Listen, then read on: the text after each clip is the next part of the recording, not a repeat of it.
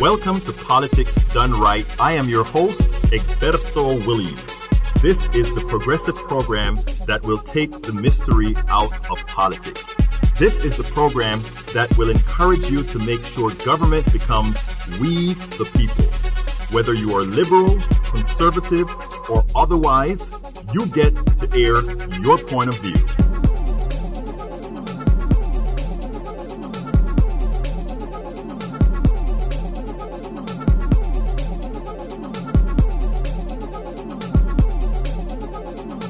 Remember, you can also send me a tweet to EGBERTOWILLIES.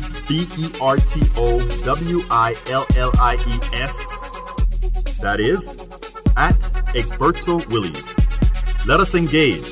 It is politics done right. 1, 2, 3, 4. Well, folks, welcome to one more edition of Politics Done Right. I'm Egberto Williams, your host. Thank you so kindly for being a part of the show. We are going to have a great show for you today. Let me tell you, there are some crazy things happening today. What was announced? Of course, we had the Speaker of the House announce that there would be 2 articles of impeachment against our president. But you know what? I don't care about that. Let them handle all that impeachment stuff, because as we talk impeachment, as they talk impeachment, my brothers and sisters around the world, or around the country specifically, they're having problems. You know, I saw a tweet today, right? But before I get started telling you about the tweet and the Facebook message, the first thing I have to say is, Buenas tardes, Lupita. ¿Cómo estás? I'm doing good. A little chilly, but I'm good. It is super cold. You know, hey, folks, you got to give us some heat here at KPFT. That's right. What a crazy difference from yesterday. It was 80 degrees in December. Can you believe that? That's that climate change, I right? know. You know, it's for, you know something, Lupita? Your generation got to take care of business now. No. Your generation got to take care of business, because I don't want, in my old age, to be going through this kind of stuff. So I'm dependent on you guys.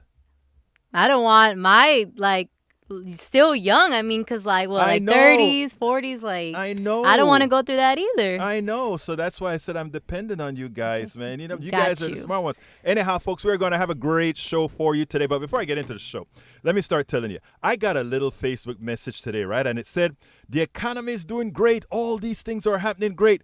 But remember to tell the people who have $40 left for the rest of the week with 4 kids how they're going to make it. You know something? Let me tell you something, all right? And I want you to listen to me kindly. I want you to listen to me very well. It is easy to have in the aggregate that the stock market looks great. And for those people who have strong 401ks that are dependent on the stock market, their monies look good. And they're the ones that are writing blogs. And they're the ones on TV that you see. The vast majority of American citizens, they don't see that. But the people that have a voice in this country, the people who have a voice, the people who you read in magazines, the people who you see on TV, they have a voice. And for the most part, if they're in the top 10, 15, 20%, they're doing okay. But what happened to the rest? You know, there was a time, and this, anyway, the message says what happened to that woman who owned, or that woman or man or that family that has $40 left for the rest of the week, right? And there are a lot of people. Go to Apalache, go to the ghettos, go to the barrios, all these places where people are struggling. Okay? There are a lot of people. So you turn on your TV and you see the markets doing well, and your expectation is that I may keep things away because sometime, somehow, that's going to rub off on me. So I don't want to change things. The market's doing great. The market is doing great. I don't want to make any changes, because even though I'm struggling, even though I'm dying, even though my kids are starving, even though those student loans are there, things are going great. It just may rub off on me, and it just may be okay. You're dreaming. I want to tell all of you that are listening to me right now, you're dreaming. Our problem is systemic. What does that mean? That small word, but that has big meanings. It is systemic. It is a design of a system that will screw you because it depends on you being low. It depends on you being broke. for all those that are doing well to do well, for that small amount that are doing well to do well, because it's one pot, it is one pie growing at a certain rate. And if they are growing greater than you are growing, you can never catch up. The expectation that you have that sometime maybe this good economy is going to rub off on you, it's a lie. Trust me, please. Look it up, please. Here's the deal. Lee Grant just put on this on my message. Stock market 28,000, unemployment low. I want to remind my brother Lee Grant on the internet of one thing. Supply and demand states in where there is scarcity. And folks, if you don't understand this, I understand this is economics right now. We in a system dependent on scarcity. Where there's scarcity, prices go up for that item that is scarce. If unemployment is really, really low, it means employment is, or employees are really scarce. And if employees are really scarce, it means that wages should be going up much faster than they're going up right now. And if wages are going up much faster than they're going up, now that the stock market for the people who have stocks are going through the roof, the average person that is working would be doing much better and wouldn't have to depend on $40 to get them through the rest of the week. So anytime somebody tells you the stock market is doing great and unemployment is low, say yes. Alexandria Ocasio-Cortez was right. She was wrong in a little bit of the calculations, but she was right. Unemployment is low, and it is true. There are people with 3 and 4 jobs, and they still can't take care of their families because the wages are so low. If there's a scarcity in employment, how comes the wages are not going up commensurate with the employment rate? It's a rigged system. It's a system that instills fear in you that you can never, ever catch up. And if you ever complain and ask for more, they throw you out the door and they bring something else. Folks, it's a rigged system that you can change. And you can only change it with progressive values. You can only change it where you have an economy that is based on people and not an economy based on capital. For those who don't understand that, stick with me because we go through all those things. But I want you to understand this because President Trump right now is saying, you can't impeach me. Look how good I did for the economy. He should be saying, look how good I did for my people. And you know who his people are? His people are, hear it, rich people. Whether it be Bill Gates or Oprah or any of them, they are doing wonderfully well. I want you guys to understand what I am saying, my brothers and my sisters. This isn't hate of the rich. This isn't envy of the rich. This isn't any of that. This is saying our economy has a problem and you know it. You wake up every day. When I go on the freeway is filled up with people. Americans are not lazy people. Americans work hard. Before Lupita comes into this office, or into this studio, Lupita is working. Our millennials are kicking butt. Check out the program I did yesterday with a whole bunch of millennials. These folks are working. They just ain't making no money. And paying student loans back. These people are working. Tell me your story, my dear. You're paying your student loans back. You're still living at home, right? Yes. I feel like that's probably one of the best options for me because I have this mindset that I don't want to move out. I don't want that responsibility until I have my debt paid off. And, luckily my dad is very understanding of that. And he doesn't it's like, oh, you need to leave the house. I'm kicking you out. I'm very grateful that I have that. But it is like a heavy burden on me. And it's always on my mind. Like when I'm out enjoying myself, I think about, oh, I still have this payment to give. Lupita, and that is how I talk to millennials day in, day out. And that's a responsibility I feel. My daughter is a millennial as well. It's a responsibility that says, my God, we have to educate people to let them understand what we have done to this generation that was not done to the previous generations.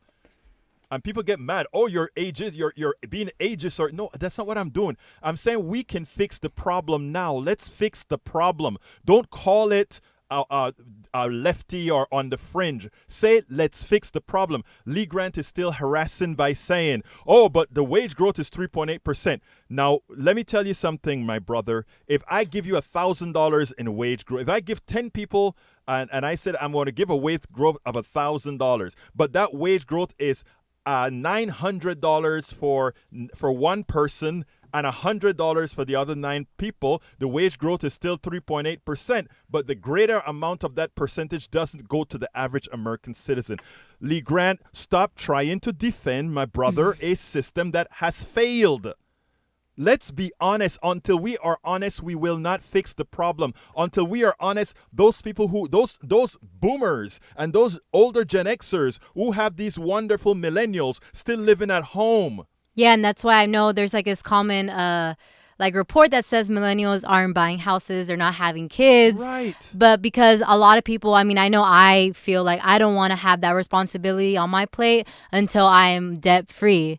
I can't even imagine, like, with the little money that I make now and the payment that I have to give to raise a child. Like, that is impossible. I can't. And Lupita, and that's what we're saying. If we were to do things right, we could boom this economy if we put the money into the hands of the people. Some people say, well, why were you so irresponsible to take out big loans to go to special schools? Because that's what they ask you to do. Mm-hmm. That's what we asked you kids and to I do. did what I could. I applied for scholarships, Yes. but it's very, very hard. Even though I felt like I had the credentials, I was ranked 30 in my class out of 400 something students. I was top 10%.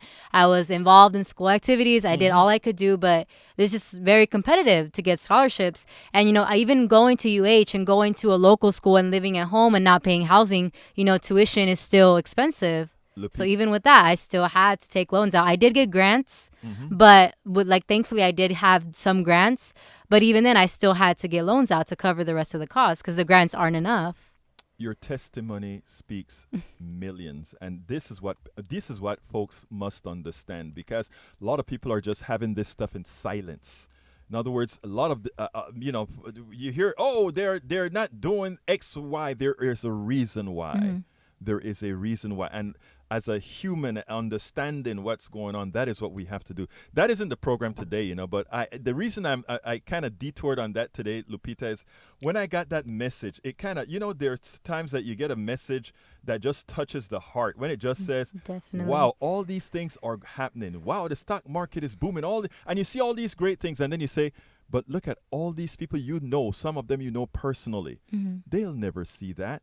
And then there are a lot of people who don't want to make a change to the system because they believe they want that goodness, that greatness, that they want that prosperity to rub off on them. They are given that false belief that prosperity will rub off on them. It's not coming there because the problem is the system. And that's what I'm trying to get over to people. It's the system that is bad. It is the system that does it. But so anyhow, let's go ahead. Now that I've said that, let's go to the program, because I think, Lupita, you're going to like this program.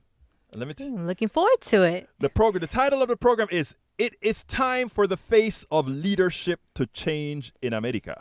Subtitle is I am ready to be in service of leaders whose lived experiences abound, but for the most part have been discounted. America must have new leadership. Then, when leadership shares a commonality with the governed, then it will legislate appropriately. I am tired of seeing other countries, even with the boot on their necks, effect progressive policies that take better care of their citizens than here in the wealthiest country of the world. Why? Because for too long, we have accepted the status quo. That is all we can expect. It is time to dispel that notion with new leadership. And the good thing about it, Lupita, is I see young leadership. People, kids. I call them kids because I'm old man. I interviewed a high school back in D.C., and I played the interviews yesterday, from a high schooler. This girl was 17 years old, to another millennial that was about 38 years old or 35 years old. I think that's where it cuts off. And you should hear those stories. It gives you this is the leadership that we're waiting for. Okay, it's past our time. It is time for these folks to take over and lead. You see?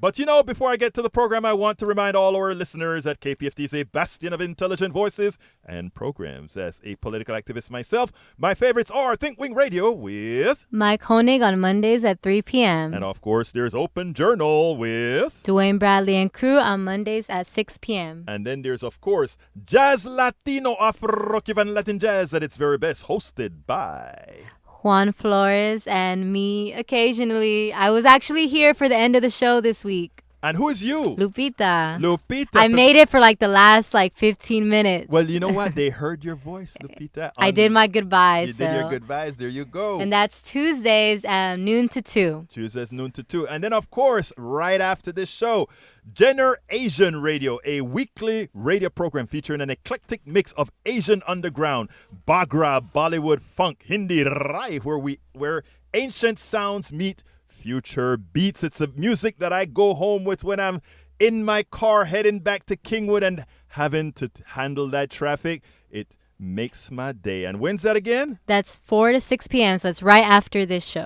Don't forget, folks, that's some good music. But anyhow, folks, check out our full schedule at kpft.org, where you can find programming from music to politics to medicine to the eclectic. KPFT is a listener-supported public community radio station, so please, por favor, please remember that if you like what you hear, visit kpft.org and ensure we remain a strong, viable community radio station that provides news, programming, and information not influenced by whom? The corporatocracy. The corporatocracy, my brothers and my sisters, not influenced by that which is hurting our people today, that which has prevented wages from going up, that which has prevented us from having the life we as Americans earned, not given, earned. And I mean earned. We earned these things, if you will. We earned these things. So anyhow, I want you guys to listen to the show today.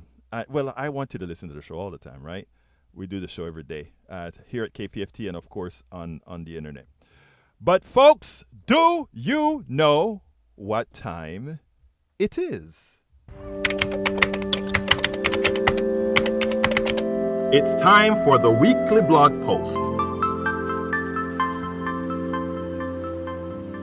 My brothers and my sisters, the title of the show today is Finland is now led by women and America is ready. I am on my last blog of the night, I guess that was last night when I wrote this. So I was on my last blog of the night. Morning. It was about 2 or 3 this morning, and ran across a story in the Independent that frustrated me even as it gave me hope. Finland is led by a coalition government of 5 parties. And guess what about those 5 parties? Lupita, guess what? It is all run by women. Women run it all. Now, here's what the Independent said. Finland's coalition government will be composed of 5 parties, all led by women, for the first time after the female transport minister won a vote to be the next leader. Sanna Marin has been chosen by her Social Democratic Party to replace the outgoing Prime Minister and Antti Rinne. She will lead a center-left coalition of 5 parties who all have female leaders, 4 under the age of 35. Miss Marin, aged 34, will become the world's youngest sitting prime minister and the country's 3rd female leader. Former Prime Minister Alexander Stubb celebrated the new coalition, saying it shows that Finland is a modern and progressive country. On Sunday, the Social Democrats and the 4 other coalition parties said they will continue in Miss Marin's new government. It will retain a comfortable majority of 117 in the 200-seat parliament. Katri Kulmuni, Maria Ohisalo, Lee Anderson, and Anna Maja Henriksson are the leaders of her coalition. Close quote. We like to pat ourselves on the back as being exceptional. You know, we always tell people, "Oh, we are exceptional." Hello, Kathleen Morgan. How are you doing? Welcome aboard. We love to pat ourselves on the back as being exceptional. That is a dangerous game to play because it makes you not only self-delusional, but but it makes you soft. As one basks in false glory, everyone else moves on. So you're talking about, oh, we are exceptional. And as you talk about being exceptional, everybody else is moving on. Everybody else is learning. Everybody else is improving. Everybody else is trying to get better. But hey, you don't have to worry. After all, you're exceptional. Why can countries like Pakistan, India, Argentina, the UK, Brazil, Germany, all been at some time led by women when we can only wonder if our potential women leaders are likable, the right size, or wear the right clothes? Hell, these are Christian, Muslim, and secular countries. So religion is not the issue. It is not the issue. It's a special thing that makes it the issue. We are strong because we have weapons and can inflict physical damage on anyone who does not toe our line. We can commandeer resources at will, even if covertly, to ensure absolute preeminence. We are powerful. But exceptional is doing exceptional things without one having to fear you. Do you want a partner because they fear and need you, or because they want to be with you? Which is more rewarding? The fact that we have problems electing women and having the others serve equitably both in the public and private sectors is by design. The isms, example, sexism, racism, ageism, all these isms are there to keep a sect in power, the perpetuated chosen. And that paradigm can be maintained because of these isms. Understand that, folks. Before I go any further, I need you to understand that all the isms in this country isn't that there are differences between people of any substance. It's because the puppet masters use the isms to maintain power.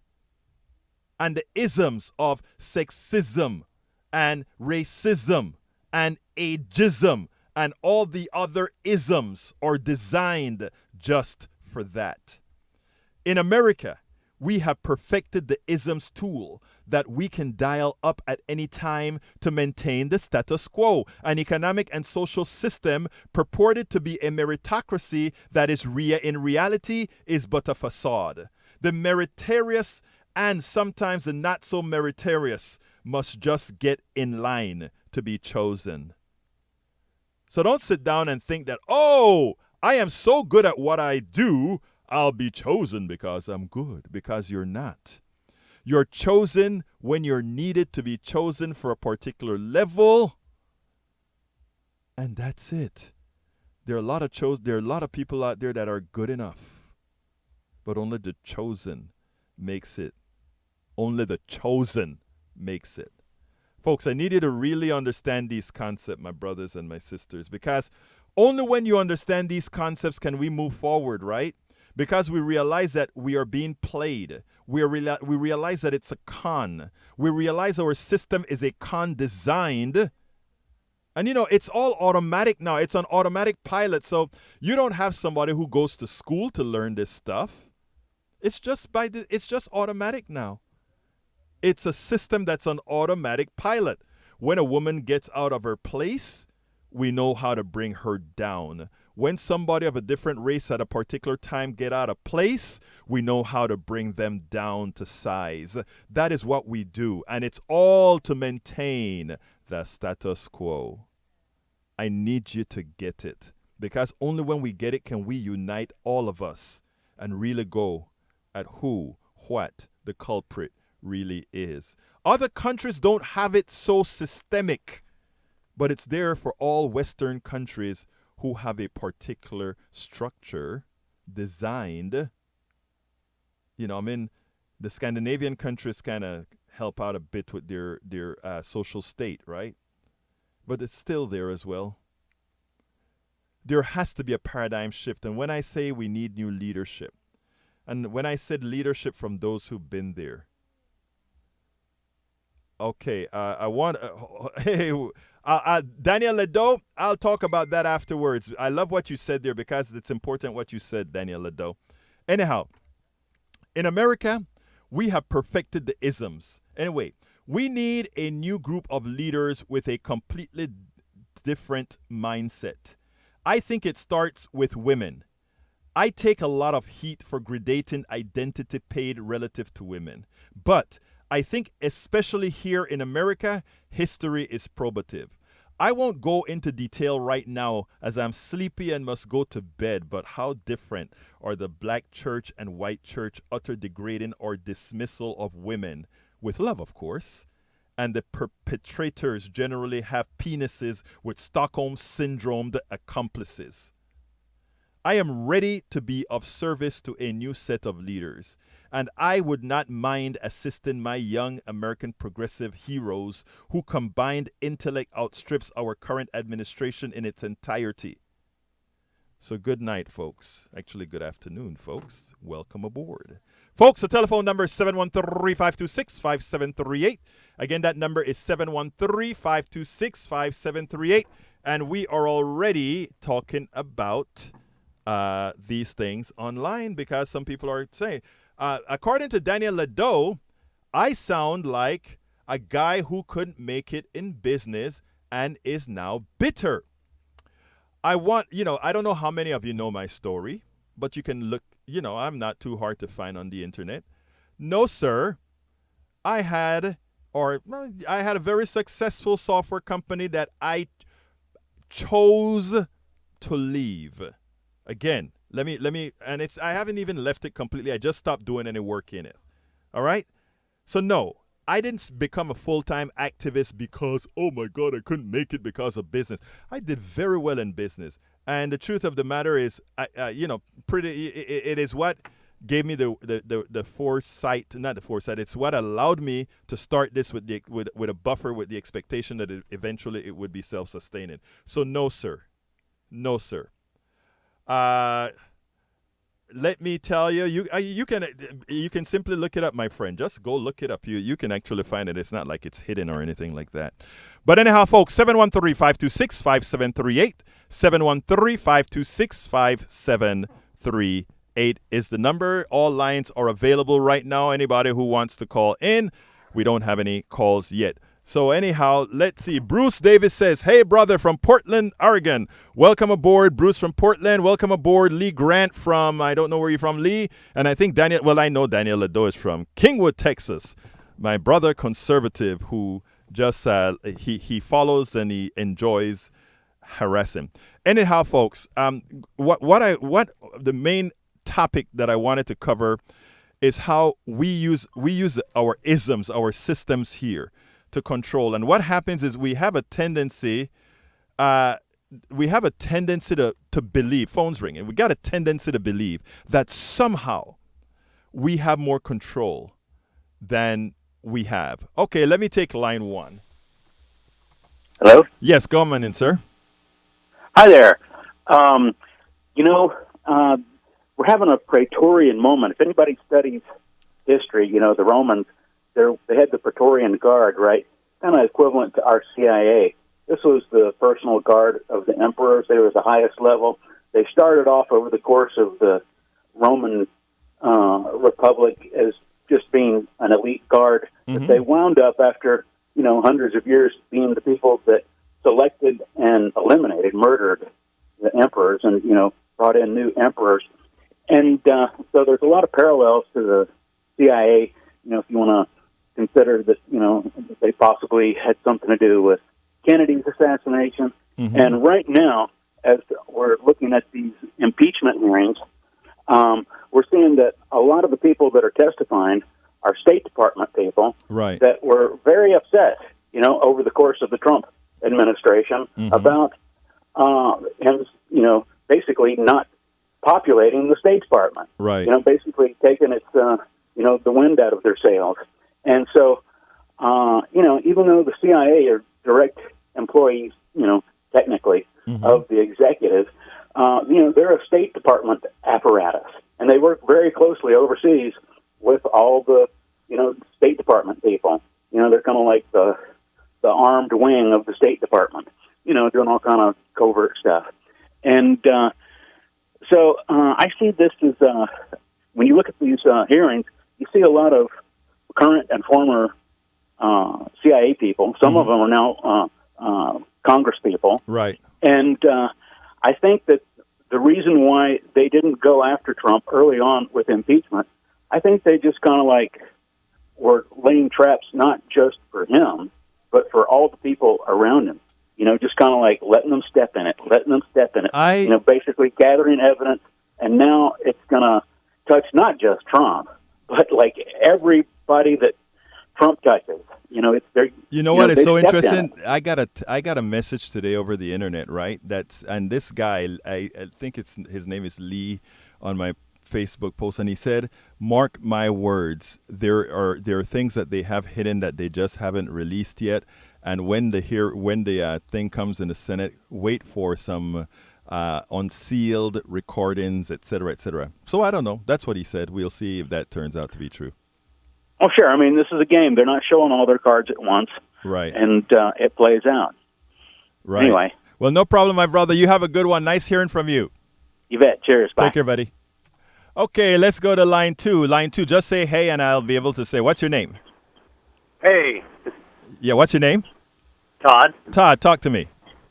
Yeah, I was just listening to your little monologue that you were saying earlier about the isms. Yes, sir. And a lot of that has to do with, since we're in a patriarchal society, and you were saying about it doesn't have anything necessarily to do with religion, but I beg to differ on that. I think that since it's the religion, mainly the Christian religion that I see, that's mostly here in the United States, it puts women on the back burner. So can I add to that? Can I kind of let me clarify a little bit about when I said it doesn't have to do with religion. First of all, you're right that religion, Christianity, and all these religions are patriarchal religions that put women on the back burner. My contention was that in America, we can't even just blame religion as something that's holding back women from higher office, because in more strict countries like Pakistan and India, where there are stricter religions, women have been able to break through there. That they haven't broken through in the richest country, most successful capitalist country in the world, has to put another mechanism there. So you're right that the religions put women on the back burner, but I'm saying those women in these other countries superseded that. But in America, a country that is supposed to be more progressive, etc., than most of them, they have not. I see what you're saying. Okay, well, thank you for clarifying that. But, Right. I mean, it does have a little bit of something to do with Right. it as well, I believe. Right. But thank you very much for taking my call. I appreciate it. Thank you so kindly. I enjoy your show. Thank you, sir. You have a wonderful day. Okay, and Ledo, no, like I said, Ledo, just look me up, brother. My products are still on the market, and my products were so good, they're still successful. So look it up. Some of them are on the space station. Thank you so kindly. All right, let's go to line number 3. Okay, line number 3. Say hi and your name. Hi, I'm Joe. Gerald, talk to me, brother.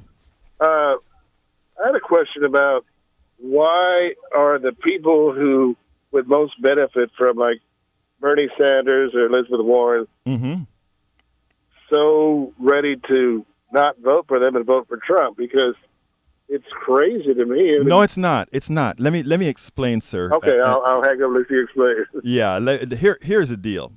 What did you say? You're going to hang up or you're going to listen? Which one? Oh, I'll listen. Go ahead. Yeah, here's the deal. Slavery didn't end when black people were removed from chains, okay? People believe that in America, slavery was just black people, okay? Black people were just a component of slavery. Reality is our minds were enslaved for a long time, and black people were the backstop for poor white people that had absolutely nothing to be able to look and say, well, I don't want to be like that, or I at least am better off than that. We have when slavery ended, it ended with the chains, but it never ended in the mind. Okay? And what we have today, and some people get real upset at me when I try to tell them that most of us are still enslaved in the mind. And the reason we're enslaved let me give a classic example. What do you do for a living, if you don't mind me asking? I can't see you, so I don't know. I'm a school teacher. You're a school teacher. Okay. Now, sir, I think school teachers are the most important assets in this country, in this world. If you see some of the things I write about teachers, you see what I'm talking about. And line 4, I'm coming to you next. You see what I'm talking about. Because you move knowledge forward. I am an engineer. I could not have been there without having great teachers in Panama and great teachers at the University of Texas, because they made me. Okay? You guys do marvelous work because you are the genesis of knowledge. But somehow you have accepted, and I'm not saying you as a personal thing, but you, teachers, have accepted that they will not make as much money as stockbrokers. They accept that they won't make as much money as the people they create. That is a conscious choice of saying, I will do what the master tells me to do, because that's what they pay. Now, if teachers decided to get together, I mean, I live in Kingwood. Most of the teachers in Kingwood are conservative. I have no clue why. Because the Humboldt School District, it's not like it's the best of the teachers. Okay, so I sit down and I said, why do they do that? Because to them, they have still not come to the realization of their power. They have still not come to the realization that the power is not within the supervisor that supervises you at the Humboldt School District that makes your life. You are the ones with the power. But we have created a system of slavery, we don't call it that, of conformance maybe, that tells all of us to take our place. And once you learn to take your place, they don't have to worry about you. I used to tell, why preachers are so successful. Preachers are successful because they don't first ask you for your money.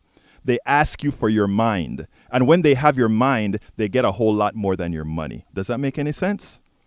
It does. And that is where we're at. So when you see the Trump voter, that Trump voter, it's like, I don't know if you've heard this beginning of the program. I started to tell people, Trump goes out and he said, you can't impeach me because the economy is great and wages are up and all of that. And we even had Lee Grant here on the internet telling me wages are great, 3.38%. I said, yes, but learn how it's done. If I look at you and I tell you that I give 10 people an increase of $10,000, but one person gets $9,000 and everybody else get $100. Whoa, the average looks great. And that's what we have learned to live with. And the thing about it is nobody breaks it down for us many times, and we are so conformant that we just accept it. My goal as politics done right is to say, stop being conformant and let's do something about it. Do we get capiche? Is making sense there, sir? Yes, sir. Great. So anything else you want to ask, sir? Well, I had a chance to go back to Missouri where I grew up, and those people are dyed-in-the-wool Trump supporters, and Right. they've stated that he believed he was chosen by God to lead the country, and I just don't know what to say to them Because they would benefit under Sanders and Warren, but sir, they think they're the devil and Trump's. Sir, if I have your mind, sir, if I have your mind, I have you. I don't have to worry about anything else if I've got your mind. And that is what we have to work on. Now, you as a person who has access to those folks in Missouri, what you do a lot of times is you listen to them. And when you listen to them, you also let them start talking. And when they start talking, you start letting them answer questions that you ask. And you don't even have to offer. You direct the conversation to a point where eventually they're going to tell themselves, oh, my God. And that's what I'm in Kingwood. And I used to sit down in a Starbucks for hours and talk to people. And that's where it is. I don't do a lot of the talking. They do most of the talking. By the time it's all over, they've convinced themselves that they need to make a change. And that's the most powerful. Well, I'll try that. Anyway, thank you so kindly, sir, for calling. You have a wonderful day. You too, sir. Bye-bye. Bye-bye. Okay, let's go to line 4. Come on and say hi and your name. Hi, Egberto. Talk to me. Who's this? Michael? William, Westside William. William, talk to me, brother. All right, this stuff we they had on TV for the last 2 weeks, and how the Republicans, the ones that were on the panel, they need to use those in 2020 during the election period against these people because they all act like a pack of demons. And they're gonna, and they act about how unfair that was, what happened there was, and wait until they get in action, right? Right. It's not even going to be close compared to how nice that was. Well, William, let me tell you something, brother. Let me tell you something. I love when everybody calls in and tells me these things, right? Because I usually have a good answer for them. And the answer that I said is, but we are going to make sure and make it different. But we have to start believing that we can make it different. That's all. I'm not even worried too much about what these people are saying anymore. Let me tell you what I use it for. When they say something silly, I get a good blog out of it. I get a chance to make a good rant of it and get a lot of video views on the rant that I make because that is a part of activism and it kind of turns people on. But ultimately, my last and end goal is we're going to get rid of them. But we're not going to get rid of them for centrist Democrats or anything like that. We're going to get rid of them and put some progressive people in there. Well, either way, they need to use, these people were acted just like demons. Yes, they were. They actually, something, it's not a nice thing to be that way and, call people out by name that way. But you are so right. When I sat down, if you're defining a demon that can look in your eye and lie to you and knowing that their lies are not only hurting you but hurting others, that is, in fact, demonic. Yeah, but what I'm saying is that, the people that are going to be running against these people, they need to use what they, all this hyperbole they got involved with against them. So people can actually look at what kind of humanity is coming out of their spout. Right. Well, brother William, you have a good one, my brother. Thank you for your continued listening and thank you for calling. You're one of our faithfuls. You have a wonderful day, sir. Later, you too. Bye-bye. Okay, line one. Say hi and your name. Hi, I'm Sally. Sally, talk to me, my friend. Hi, I've just gotten off the phone for about 3 hours with debt collectors. Uh-huh. Yeah, medical debt Yes. collectors. Oh, my God. Talk to me. Oh, my God, yes. So they have multiplied exponentially Right. In the last couple of years, and the total debt is about $1,000. Okay. Okay, so I'm financially disabled, Mm-hmm. to say it nicely. I'm poor, okay? Right. And I did have insurance at the time that I incurred these debts, but my insurance didn't cover it. Oh, well. And I'm trying to, talk to them and sometimes being gentle and sometimes being not. Mm-hmm. Okay. But I'm getting nowhere. And I actually had a lady tell me, one of the debt collectors, tell me that she has problems, too, with her medical things for her adult daughter. Right. And I said, well, how do you think you're helping this situation? And she had no answer for me, and I didn't expect an answer. But at the same time, I'm starting to figure out, at my late age of 62, that the whole system is canted against us. Yes. Here in Texas, we actually do have some protections, which we don't have in other states. But, they can't sue me into bankruptcy, but they can attach a lien to my property. Which is just as bad. Well, it may or may not be, but it's better than nothing, isn't it? Let me tell you, first of all, you're 62 years old. They're fighting you for a $1,000 bill. Yeah. And we are trying to get folks into the mindset that says Medicare for All eliminates any kind of problems like that. You're not a bad person. You didn't overspend. You didn't do all those things. So sick and I went to the hospital. and that's the thing. Sickness is something that happens to everybody. The thing about it is what we have allowed them to do is first make sickness something that's a product. And if you make sickness a product, what it means. I was thinking of it as more as making it something that's criminal, but it's a product. It's a product. And you pay for it. It's starting to feel like it's criminal, though, from a personal perspective. Oh no, but that's why I had to finish explaining. They've made sickness a product, and since you have bought that product, if you don't pay for that product, it is then criminal. So you had it right. There's just one part of it that I wanted to insert there to explain why we should not make sickness a product. Okay? So now that we have that clear, what we have to do is your story is a story that is repeated millions of times throughout this country. And I can't believe that these people that I talk to on the phone have never encountered this. Oh, no. Everybody. Like, they pretend that they have, or whatever. But here's. I understand. That's their job. Yes. Their job, and they have to do their job, and But, ma'am, I want to urge you to do something because I got to run to the other call, but I want to urge you to do something, okay?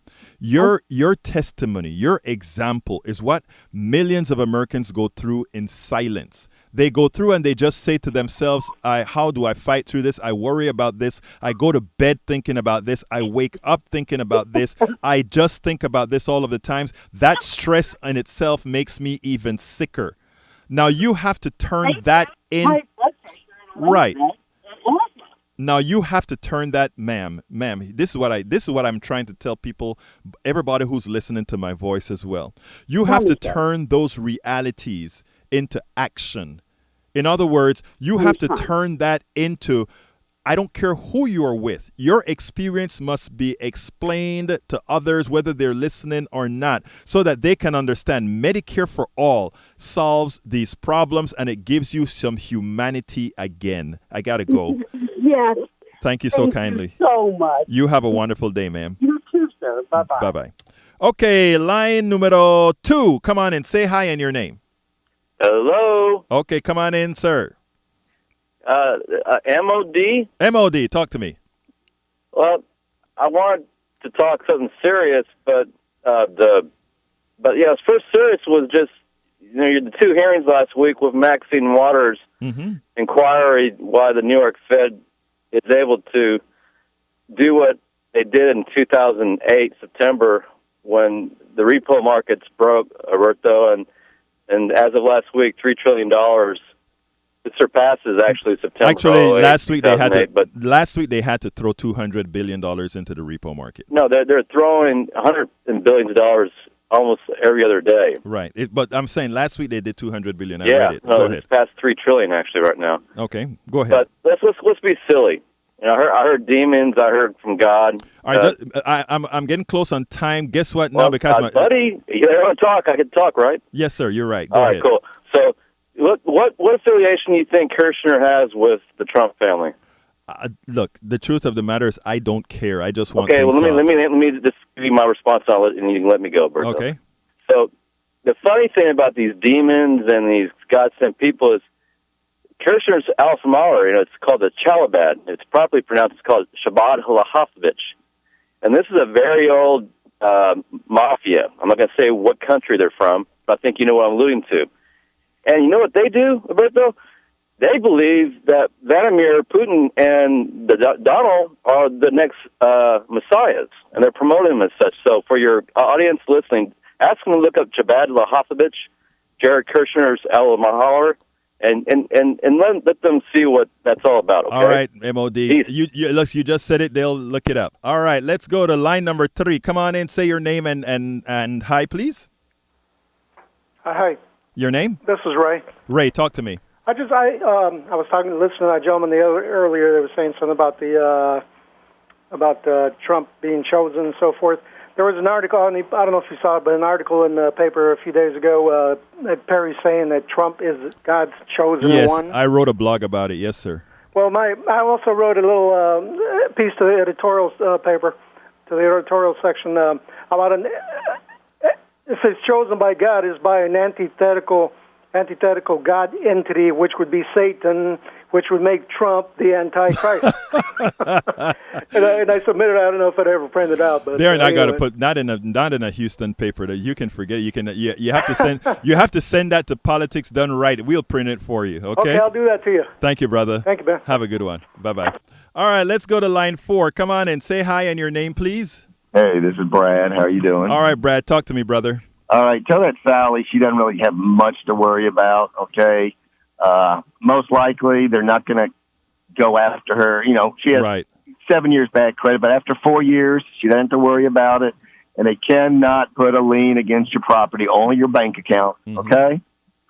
So she needs to basically, you know, not really worry about it, okay? After 4 years, they're SOL. They can't get the money unless she gives it to them. Okay, good. Good. All right. I hope you heard that, my friend. I haven't looked that up, but I trust that you'd have. No.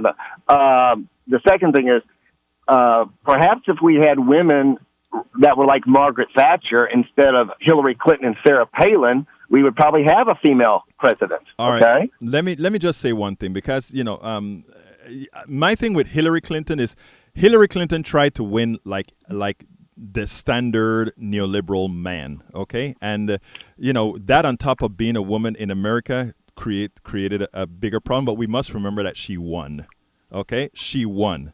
Hillary not by the rules, no. I know. No, you're right, sir. You're no, right. I like it. It's like when Mike Weaver fought Big John Tate for the championship boxing. John Tate beat his ass for 14 rounds.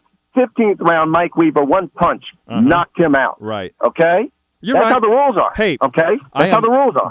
Brad, we don't. Yeah. You're right, sir. I mean, I'm just telling you, numerically speaking, from a Democratic point of view, more people preferred Hillary with all the problems that Hillary had than they did prefer Donald Trump. So the idea, majority of people did not vote for her. If you consider all the people vote for Libertarian and other candidates, and that goes for Trump as well. So I didn't even vote for the Trump. Okay? I know. But anyhow, let me get to you, Brad. Actually, tell me your second point that you wanted to make.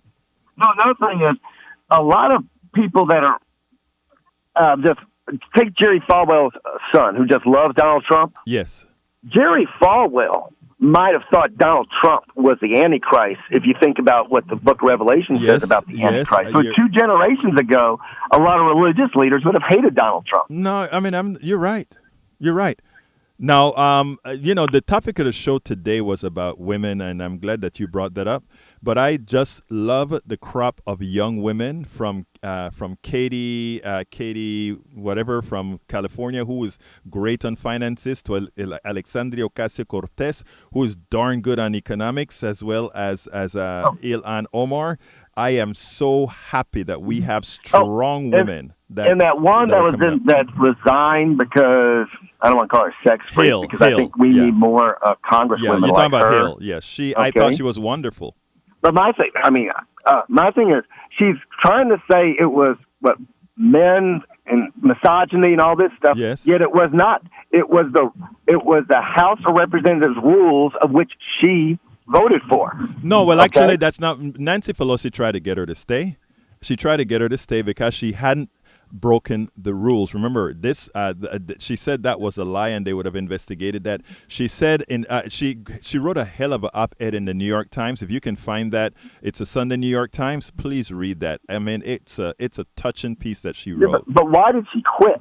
She it tells you. The article tells you, and I don't have enough time to go into it. But check it out. But anyhow, thank you so kindly, sir. Keep listening. Keep calling. Tell people about KPFT. Let them know there's a station where they have a voice. Okay? All right, goodbye. Thank you, brother. All right, line one. Say your name and your hi. Hello, this is Greg Carlton. Talk to me, Greg. How you doing? Roberto, hey, I love your show. Thank you. Egberto. Egberto, sorry. Yes. I love your show, Thank you, sir. Yes. I'm a teacher. Yes. And I have to disagree with what you said earlier. Tell me. I just argue that most of our minds are not enslaved to the idea that we should make less money. Mm-hmm. Most of our minds become teachers because we want to make a difference. Yes. It's not about money. So don't get mad. But I might argue that your mind is enslaved to the idea that money is the mission in life. No, I'm glad you said that. And by the way, let me tell you something. Little statements you said to You're the teacher right. Previously, that's what came across. And you know what? Let me tell you that's the capitalist perspective. So you're right. Of a mind control. Man, you just hit me good. You hit me good. And you know what? You're right. But let me. Don't worry. I'm not trying to hit you to be mean. No. Come on. I love it. This is what we're all about here. This is how we learn together, brother. Because of how I came across to you, that's not what I meant. Okay.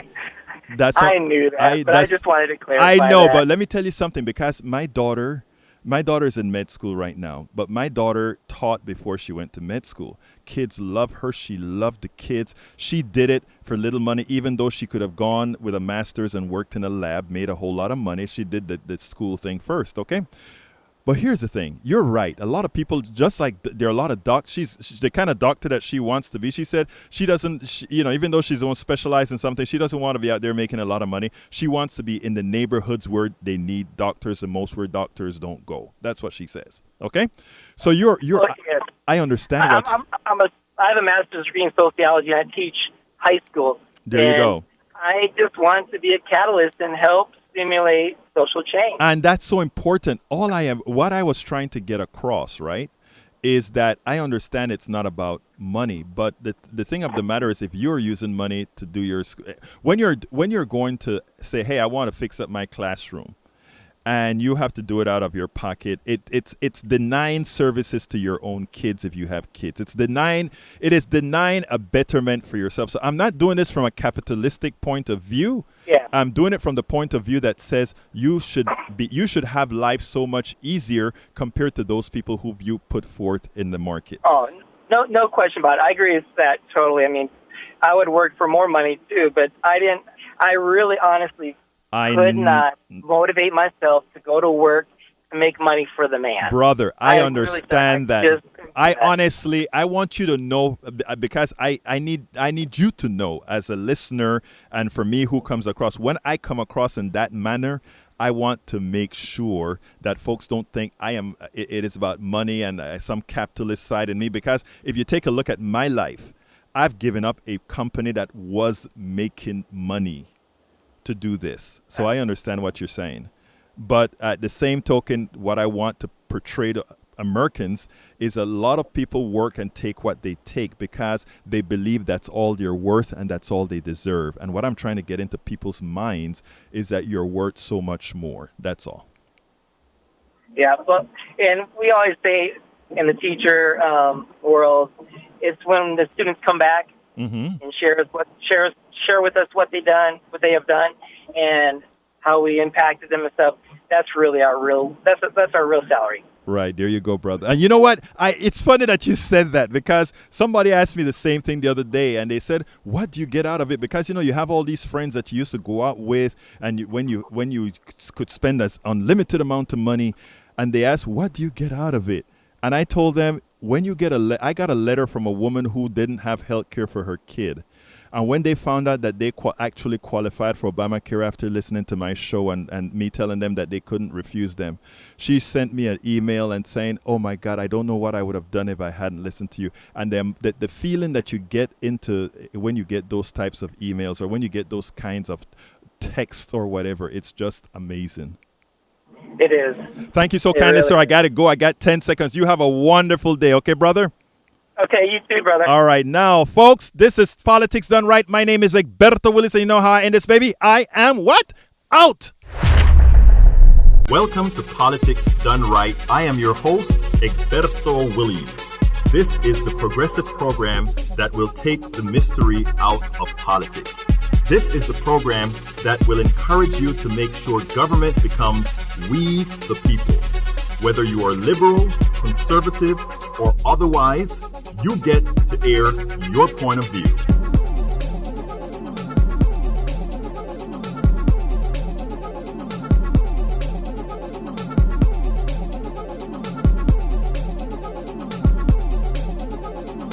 Remember, you can also send me a tweet to EGBERTOWILLIES. That is, at Egberto Willies. Let us engage. It is Politics Done Right. 1, 2, 3, 4.